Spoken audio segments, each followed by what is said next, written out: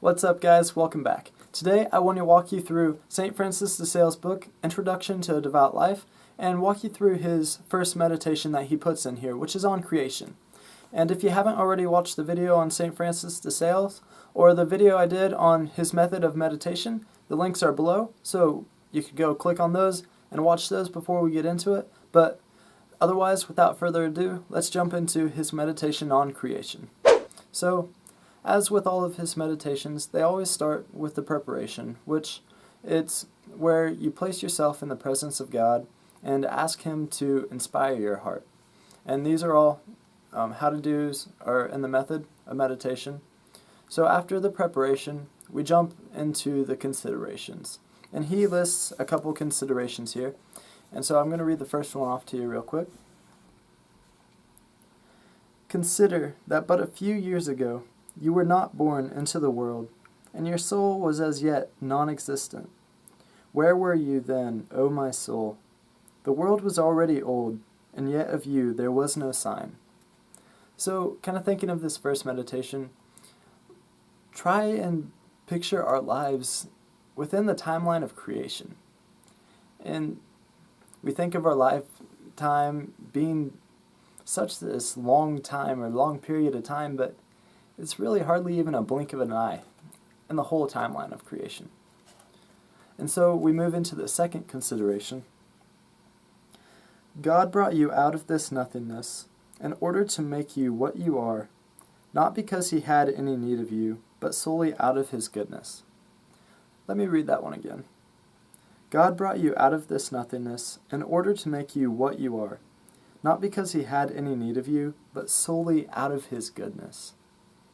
So when we sit on this, some of the things we might think of, because of His goodness, we can seek to be in union with Him.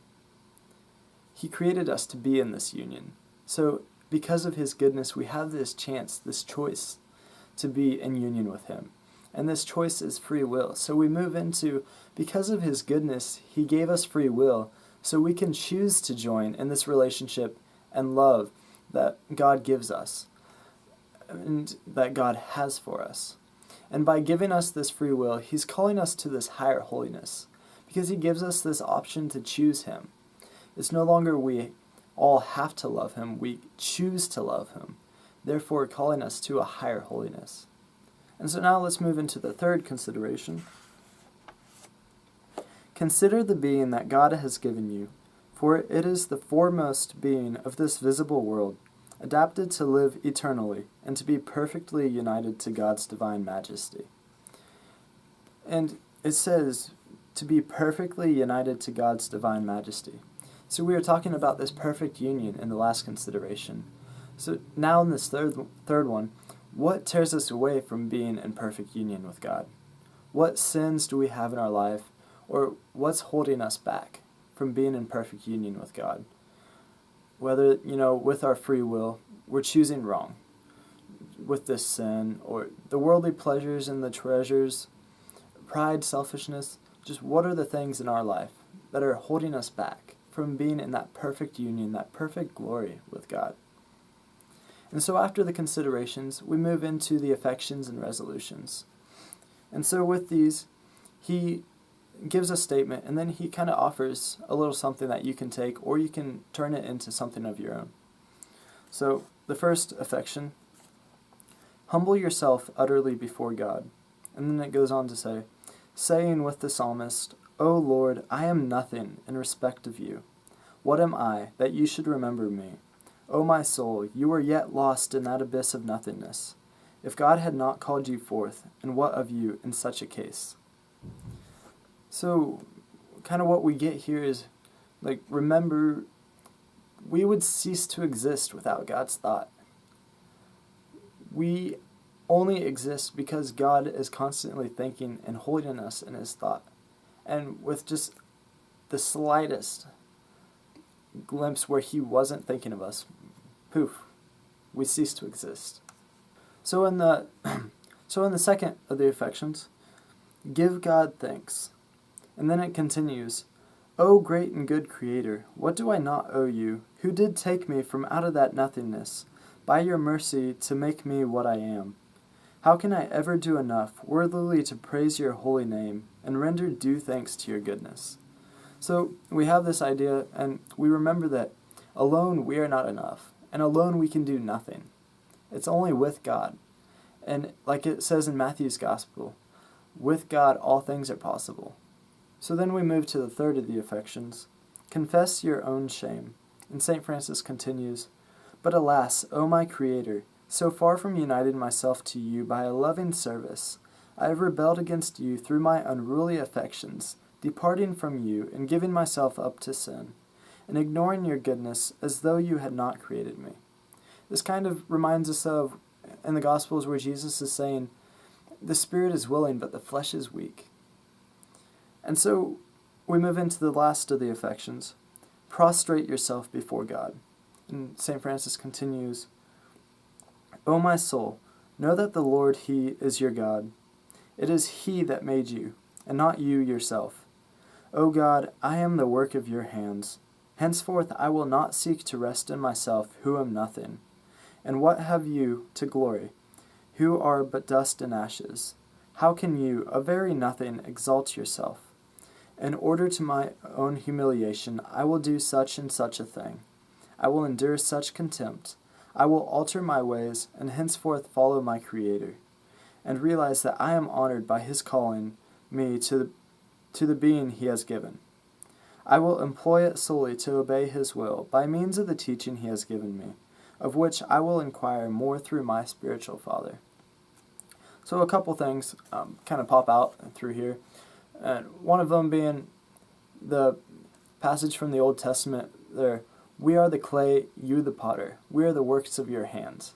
It's not us that created ourselves, but God who created us in His image and likeness, and into the people He called for us to be. He wanted us to be. He created us to be. And then with the line, I will not seek to rest in myself, who am nothing, we can think of, like St. Augustine's quote, our hearts are restless until they rest in you. And then after the affections and resolutions, we move into the conclusions. And there's 3 conclusions he gives us. So the first, thank God. And he says, Bless the Lord, O my soul, and praise His holy name with all your being, because His goodness called me forth from nothingness, and His mercy created me. So you can read through that and use that as your prayer to give God thanks, or you can make your own prayer. Say a list of prayers that you like, whatever works best for you, whatever you feel you want to do. And then we move into offer ourselves to God. And he says, O my God, I offer you with all my heart the being you have given me. I dedicate and consecrate it to you. And his third of the conclusions is pray. O God, strengthen me in these affections and resolutions. Dear Lord, I commend me, and all those I love, to your never-failing mercy. And then it continues with like an Our Father, Hail Mary, or whatever. And once again, you can read through that if that's something that you feel like it really impacts you or makes a good prayer, or if you just want to make your own little prayer, you can say that in that part too. So then, after the conclusion, we move into what the method of meditation was talking about with the spiritual bouquet. So now that we've gone through the whole meditation, go back through in your mind and think about those points, and think about some of the points that really impacted you or made you think a little more, or you felt you could relate to more, and just pick a couple points through the meditation that you want to kind of keep in mind and keep close and keep in your thoughts throughout the day and as you go forward. Because with these meditations, we don't want to just read through them and be like, oh, that was a cool meditation. We want to take the meditation, pick a couple points, and then be able to apply that to our day and take that out into the day, or take that just out into our lives and be able to apply them, and so that we are being built up and being built into a better person. So that's the first meditation on creation. There's several more by St. Francis, so we'll continue to go through a couple more. So just make sure to stay tuned, and if you have any ideas of other videos you'd like to see on whatever topics or whatever, make sure to comment below and let me know what you'd like to see. And as always, stay tuned for the next episodes of Who's That Saint, and check out all our other videos and subscribe, like, and we'll see you next time. God bless.